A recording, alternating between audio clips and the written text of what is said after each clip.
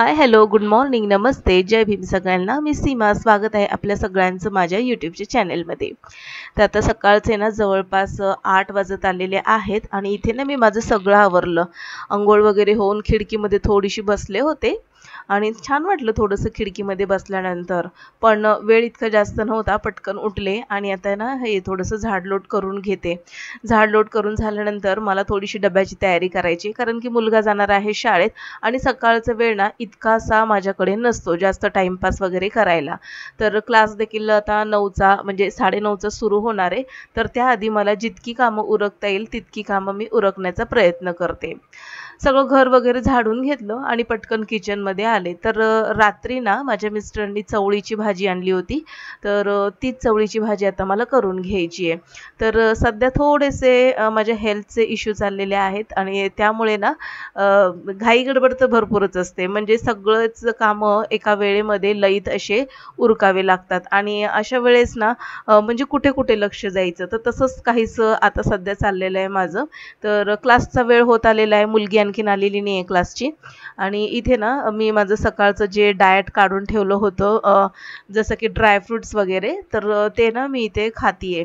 तर या ड्रायफ्रुट्समध्ये आहे बदाम, खजूर, मनुके, अक्रोड आणि जे पीटेड प्लम म्हणतो ना, तर ते आहे सगळं.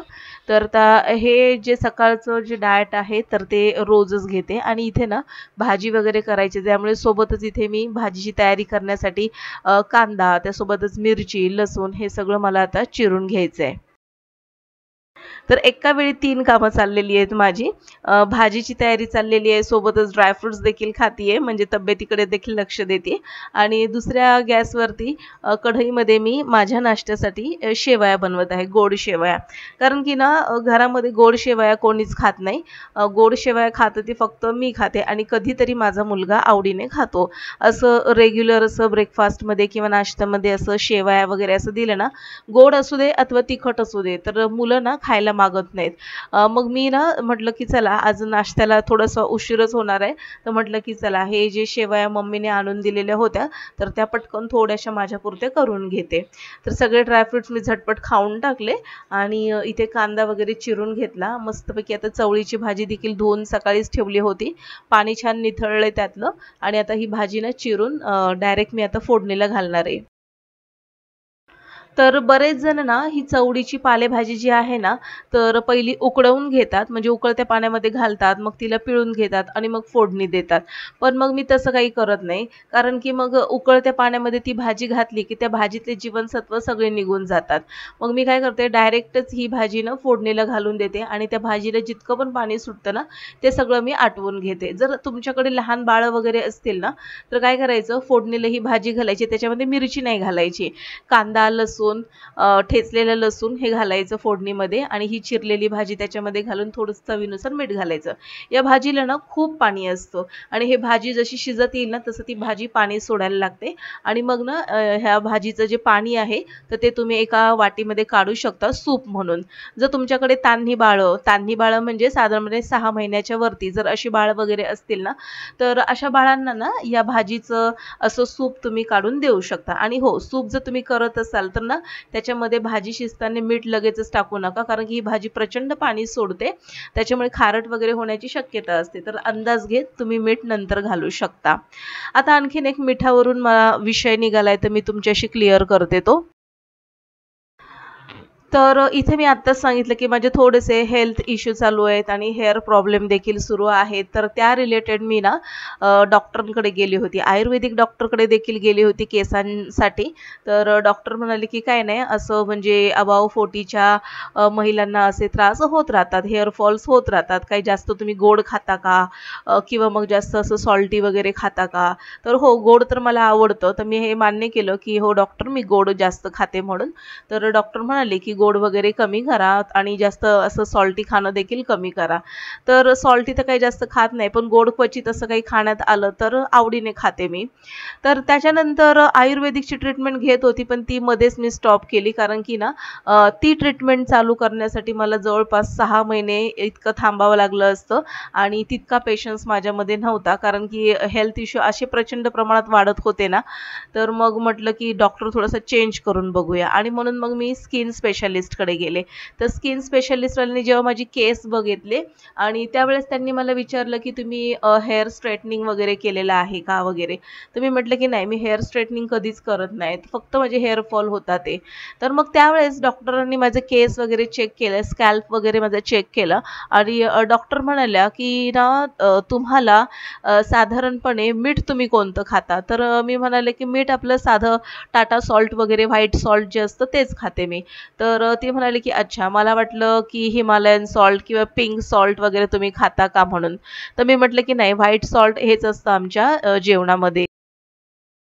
तर त्या ज्या डॉक्टर होत्या तर त्या म्हणाल्या की हो, कारण की आपण भारतामध्ये राहतो आणि आपल्याला शक्यतो व्हाईट सॉल्टच खाल्लं पाहिजे, कारण की व्हाईट सॉल्टमध्ये आयोडीनचं प्रमाण असतं आणि तेच हे पिंक सॉल्ट वगैरे जे आपण म्हणतो ना, हिमालयन सॉल्ट किंवा पिंक सॉल्ट वगैरे, तर त्यामध्ये ना मिनरल्सचं प्रमाण असं म्हणतात की आहे, पण देव जाणे किती आहे ते, पण त्यामध्ये आयोडीनचं प्रमाण नाहीच्या बरोबर असतं. आणि म्हणून महिलांना अबाव 40च्या नंतर साधारणपणे थायरॉइड, त्याच्यानंतर केस गळतीचं प्रमाण, त्याच्यानंतर वजन वाढणे ह्यासारखे आजार बळावतात. तर म्हणून आपल्या आहारामध्ये मला वाटतं की डॉक्टरने सांगितल्याप्रमाणे सफेद मीठ खाणं गरजेचं आहे, कारण की त्यामध्ये आयोडीनचं प्रमाण असतं. तर फक्त हे इतकंच मला पोहोचवायचं होतं तुमच्यापर्यंत. तर बोलता बोलता भाजी देखील फोडणीला घातली आणि इथे माझ्या नाश्त्याच्या शेवया देखील तयार झालेल्या, तर ते देखील मी एका प्लेटमध्ये काढून घेतलंय. भाजी होईपर्यंत थोड्याशा थंड होतील आणि मग मी माझा निवांत नाश्ता करून घेईल. आपण महिला सकाळची अशी धावपळ सगळ्याच घरांमध्ये पाहायला मिळते आणि म्हणतात ना, सगळ्यांना एकाच वेळेस शाळेमध्ये जायचं असतं, कॉलेजला जायचं असतं, ऑफिसला जायचं असतं आणि मग एकाच वेळी तिघा चौघांची तयारी करणं थोडीशी तारेवरची कसरत होते. आणि ही कसरत करत असताना आपण महिलांना थोडंसं स्वतःकडे दुर्लक्ष करायला लागतो, म्हणजे ऑटोमॅटिकली ते होऊन जातं, जाणून बुजून कोणी असं करत नाही. अगदी तसंच काहीसं माझ्या बाबतीमध्ये देखील होतंय. आणि केस गळतीचे आणखीन महत्त्वाचे परिणाम म्हणजे झोप पूर्ण न होणं किंवा मग टेन्शन असणं किंवा मग तुमच्या शरीरामध्ये खूप साऱ्या विटामिन्सची किंवा हिमोग्लोबिनची कमतरता असणं. तर हे सगळे जे सिम्पटम्स आहेत, लक्षणं आहेत, तर ही सगळी लक्षणं तुमच्या आरोग्यावरती परिणाम करतात आणि तोच परिणाम माझ्यावरती झालेला आहे. आणि त्याच्यामुळेच माझं रक्ताचं प्रमाण फार कमी झालेलं आहे आणि म्हणून हेअर फॉल फार झालेला आहे माझा. आता हेअर फॉल तर आहे आणि आणखीन कोणता केसांचा प्रॉब्लेम आहे तो देखील मी तुमच्याशी शेअर करेनच नक्कीच. तर इथे ना म्हणजे सगळं डब्बा वगैरे बनवून झाला आणि मुलगा उठला होता, म्हणजे लहान मुलगा, दोघंही उठून बसलेले आहेत, तयारी वगैरे त्यांची झालेली आहे आणि आता वेळ झालेली आहे त्यांना शाळेत आणि कॉलेजला निघण्याची. तर लहानाची शाळा आता हल्ली दुपारी झाल्यामुळे तो थोडासा निवांत उठतो. नाहीतर सकाळी शाळा असायची तर त्याला लवकरच उठायला लागायचं. साधारणपणे 5:15 पर्यंत तो उठून बसलेला असायचा. पण त्याची ना झोप वगैरे पूर्ण व्हायची नाही. पण आता थोडासा निवांत उठतोय तो. आणि मोठ्याचं जे कॉलेज आहे तर ते साधारणपणे तो 12ला निघतो. त्याच्यामुळे त्याला नाश्ता वगैरे करूनच निघणार तो आणि टिफिन वगैरे काही घेऊन जात नाही. कारण की 12 वाजता म्हटल्यानंतर बऱ्यापैकी जेवूनच जातो. तर इथे भाजी चपाती वगैरे झालेली आहे माझी, चहा देखील झालेला आहे. तर आता लहान्याला मी नाश्ता देते. तर त्याचा फेवरेट नाश्ता कोणता असेल लहान्याचा, त्याला ना तूप लावून दिलेली चपाती आणि सोबतच चहा फार आवडतं त्याला नाश्त्याला, इतर कुठल्याही नाश्त्यापेक्षा. आणि चहा जो आहे ना तर त्याला ब्लॅक टीच लागतो, दुधाचा चहा तो पीत नाही. आणि त्यातल्या त्यात तो चहा देखील पीत नाही, फक्त चपाती बुडवून खाणार, चहा तसाच तो ठेवून देणार. तर असा आहे हा लहान्याचा नाश्ता. माझा नाश्ता झाला कारण की तोपर्यंत हे दोघंही उठली नव्हती. तर ह्याला नाश्ता वगैरे दिला आणि लगेचच मग याचा डब्बा वगैरे भरून घेते, कारण की आता वेळ होत आलेला आहे त्याचा देखील. तर आज त्याच्या डब्याला चवळीची भाजी, चपाती असं असणार आहे आणि सोबतच तो ना ड्रायफ्रुट्स खाण्याचं खूप नखरे करतो, नाटक करतो. त्याला ड्रायफ्रुट्स वगैरे खायला आवडत नाहीत आणि त्याचे जे पप्पा आहेत तर ते सारखे म्हणत असतात की मुलांना सकाळी सकाळी ड्रायफ्रुट्स वगैरे देत जा, जसं की खजूर, मनुके आणि बदाम वगैरे असं देत जा, 2-2 का होईना. पण हा लहानाला याला दिलं ना तर हा काय करतो, त्यांच्यासमोर आणि माझ्यासमोर फक्त खाईल आणि असं जर आम्ही दोघं नसेल ना तर मग ते ड्रायफ्रुट्स तो तसेच ठेवून देतो. तर आज मी म्हटलं की चला आज ह्याने सकाळी काही खाल्लं नाही तर ह्याला ना टिफिनमध्ये थोडेसे देते आणि त्याला सांगितलं की तू पण खा आणि तुझ्या फ्रेंड्सला पण दे. तर बघूया तो खातोय की नाही. आता इतकं तर सांगितलेलं आहे. असं म्हणतात की मित्रांच्या ओढीने एकमेकांच्या संगतीने आपण एखादी गोष्ट आवडीने खातो. तर बघते आता कसं काय करतोय. तर त्याला चवळीची भाजी दिली आणि मोठ्याला देखील नाश्ता दिला. तर पालेभाज्या वगैरे जेव्हा असतात ना तर मोठा मुलगा त्याला पालेभाजी रोल करून लागते चपातीमध्ये. तो असा चपाती अशी मोडून त्याच्यामध्ये भाजी घेऊन शक्यतो कमी खातो. कारण की त्याला पालेभाज्या खायचा कंटाळा असल्यामुळे रोल करून देतो. त्याच्यामुळे ना रोलच्या आतमध्ये कोणती भाजी भरली हे देखील तो बघत बसत नाही. डायरेक्ट खाण्याचं काम करत असतो. तर ही गोष्ट त्याची बेस्ट वाटते मला. आणि तो शाळेत असताना देखील मी रोल करूनच भाजी चपाती द्यायचे. त्याच्यामुळे ना सगळ्या भाज्या त्याच्या पोटामध्ये जायच्या. पण आता हल्ली मुलं ना मोठे झालेत ना तर त्यांना म्हणजे स्वतःचं जास्त खरं करतात ते. तर इथे ना थोडंसं डब्यामध्ये त्याच्या 5 ते 6 असे पिस्ते ठेवलेले आहेत आणि त्याला म्हटलं की आता हे खाशील म्हणून डब्याला. डबा जेव्हा रिसेस जेव्हा होईल तर डब्यासोबत भाजी चपाती सोबत हे देखील खाऊन घे. बघू आता कसं काय करतोय तो. बरं आता इतकं सगळं मी तुमच्याशी शेअर केलंय आणि आता एक महत्त्वाच्या विषयावरती मला तुमच्याशी काही बोलायचं आहे. तर आज मला एक म्हणजे कमेंट आली होती आणि त्या कमेंटमध्ये लिहिलं होतं. साधारणपणे त्या ताईंचं नाव आहे स्मिता देवकर म्हणून आणि त्या ताईंनी लिहिलेलं आहे जातीवाद करू नये. तर बरोबर आहे ताई, मी पण तुमच्याच विचारांची आहे. जातीवाद करू नये, मी देखील करत नाही. पण माझ्या व्हिडिओमधून तुम्हाला मी जातीवाद करतीये हे म्हणजे कशावरून जाणवलं आणि तुम्ही हे कशाच्या आधारे मला म्हणालात की जातीवाद करू नये म्हणून.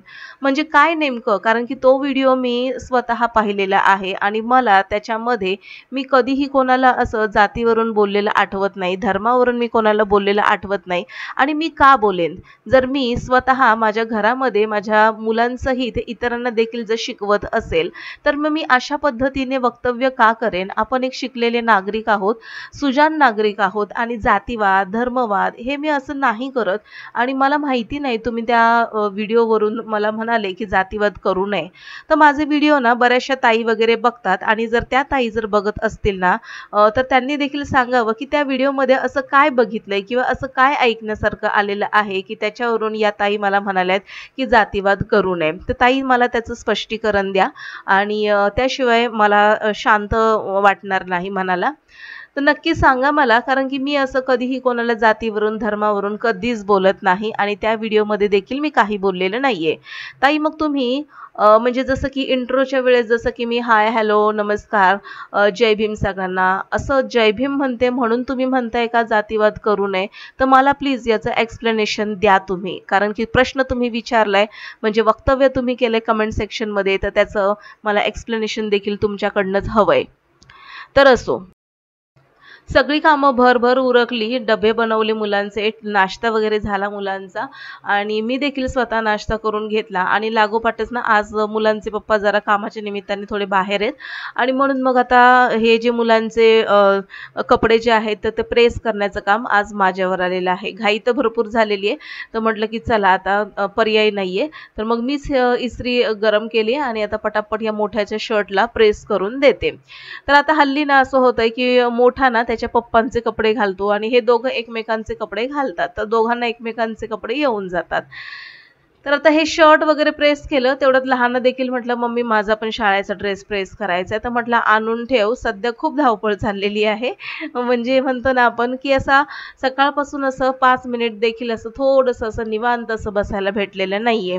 आणि सकाळी उठल्यापासून अशीच धावपळ आणि अशीच दगदग असते. तर मला वाटतं आपण गृहिणींच्या पाठीमागे सकाळचा वेळ म्हटलं की घरातली कामं कशी उरकायची फास्ट आणि सगळी कशी वेळेत पोहोचतील तर याकडेच सगळ्यांचं लक्ष असतं. तसंच आज माझं देखील चाललेलं आहे. तर फटाफट हे कपडे इस्त्री करून देते मी मुलांना आणि त्यांची तयारी करून मग पाठवून देते. त्याच्यानंतर मी माझी कामं निवांत करत बसणार आहे.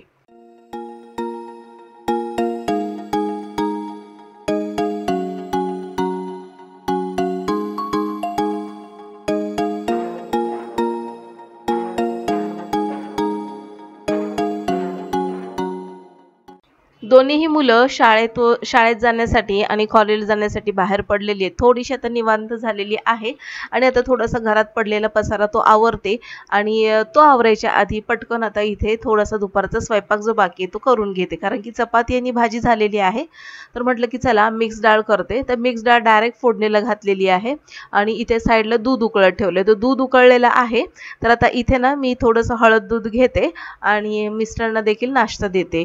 तर यांना ना नाश्ता कधीही द्या तुम्ही, पण त्याच्यासोबत त्यांना चहा हा पाहिजेच. आणि यांचा नाश्त्याचा वेळ ना सकाळी 9:30 10:30 असा नसतो, तर 11:30च्या पुढे असतो. आणि जेवणाचं जर म्हणाल तर 2:30-2च्या आसपास त्यांचं जेवण असतं. तर इथे ना कपामध्ये दूध ओतून घेतलं. हळद मी आधीच घातली होती, तर मिक्स करून घेते. तर हे माझं आता हळदीचं दूध तयार झालेलं आहे. तर आज हल्ली ना सध्या मी माझ्या डाएटकडे लक्ष द्यायचं ठरवलेलं आहे, कारण की आपण महिला नुसतं कामाकडेच लक्ष देतो आणि घरातल्या प्रत्येक फॅमिली मेंबरकडे लक्ष देतो, पण स्वतःकडे फार दुर्लक्ष होतं. हे नंतर ना पूर्णपणे हातातून वेळ निघून गेल्यानंतर आपल्याला जाणवतं आणि जेव्हा जाणवतं तेव्हा आपण खरंच लक्ष देणं खूप गरजेचं आहे. तर इथे डाळीला फोडणी दिली, कुकर लावला, एकीकडे चहा ठेवलाय मी गरम करत, माझं दूध घेतलेलं आहे कपामध्ये ओतून आणि मिस्टरना आता मी हा नाश्ता देते आणि त्यांना नाश्ता देऊन निवांत अशी मी थोड्या वेळ बसणार आहे. तर इतका एनर्जेटिक वेळ हा सकाळीच असतो आणि याच वेळेमध्ये भरपूर अशी कामं पटापट उरकली जातात आणि सगळेजण आनंदाने जेव्हा घरातून बाहेर पडतात त्यांच्या त्यांच्या कामासाठी, तेव्हा घरातली गृहिणी थोडीशी निवांत अशी होते. तर आता इथे मी माझ्या मिस्टरांना चहा देते, माझं स्वतःचं हे जे दूध घेतले हळद दूध ते पिऊन घेते आणि मस्तपैकी थोडंसं स्वतःसाठी वेळ देते जरा. तर आजच्या ब्लॉगमध्ये इतकंच. भेटू पुन्हा, तोपर्यंत बाय बाय.